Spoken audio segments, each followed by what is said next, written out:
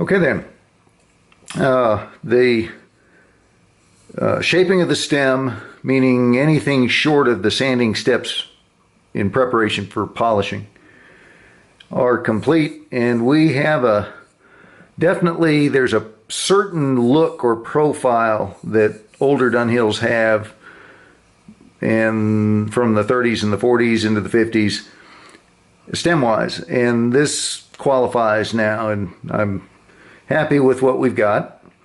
And notice the tape is still on there, so we'll take it off, and you'll see quite a visible stripe has been created by the difference in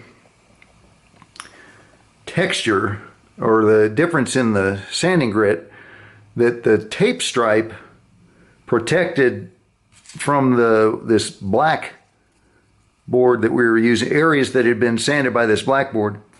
And then we use something slightly finer up to the edge of that, and it leaves like an echo of the tape stripe in a slightly rougher finish there. And then as you finish sand it, you can use that as your guide and slowly make that go away evenly from the edges inward until you're where you want to be. And that's really all there is to do with this particular stem. There is a problem here. I can't remember if I mentioned it or not. I think I did. The airway is actually off center in this thing, and it hurts my brain trying to figure out how they did that. You can take a small tool like this and clean up that edge a bit. A lot of Dunhills have a little chamfer there. That looks better already, I think. Same thing with the shoulder of the tenon.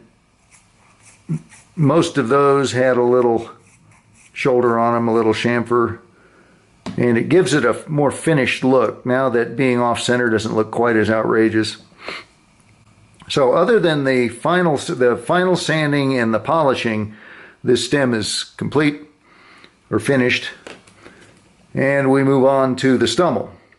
I was showing this Stummel the other day to another pipe guy, and he looked at it from the heel and said, this thing almost looks like it started out as a panel. It's like a hexagonal panel that they changed their mind and halfway through and decided to blast it.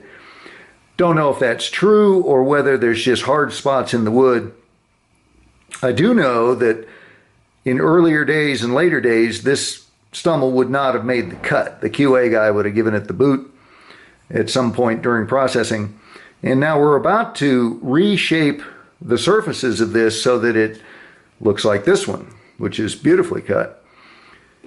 And those of you who wanted to, or in your mind are saying, well, I want to be a purist, I will cut that into the shape, but then I'm going to re-blast it. I want to get the texture with a sandblast gun, not by hand. Think that through. The same issues that cause this to be irregular in hardness will cause if you blast it again after straightening the lines, you'll be right back where you started, just the whole pipe will be smaller. Reblasting it will once again jack the lines, because there's apparently this wood has hard spots and soft spots sufficient to result in that. So I would strongly advise not going there, because if you did blast and realize that was the case, there's no rewind button. So what you attack this with at this point is not really important, because it's gross stuff that you're doing. Just here's a high spot right there, and just give it some of this and start examining it from all angles to see what's what. The key, the the cautionary thing here is check often. Do not get caught up in daydreaming and forget what you're about here, or you'll have problems. But as long as you check frequently, you should be okay. And don't worry about the bald wood or any of the rest of that. We're going to retexture that and restain it, obviously. And what you're seeing me do right here, right now, is all I'm going to do in preparation to the texturing step. And there's really little to see past this point. If you were here, this would just go on for half an hour or whatever it's going to take.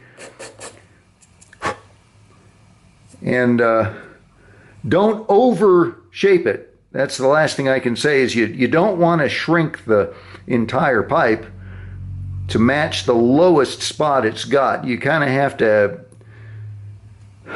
creatively work with this so that you don't turn it into a smaller, thinner walled pipe than it was intended to be. You kind of want to have to split the difference in an 80-20 fashion between getting it perfectly on and not going too far. So, primarily interested in profile lines, and don't get in the habit of looking only from the side or the bottom or whatever. You want to move it around and constantly check it from all angles, because that's where the rubber meets the road.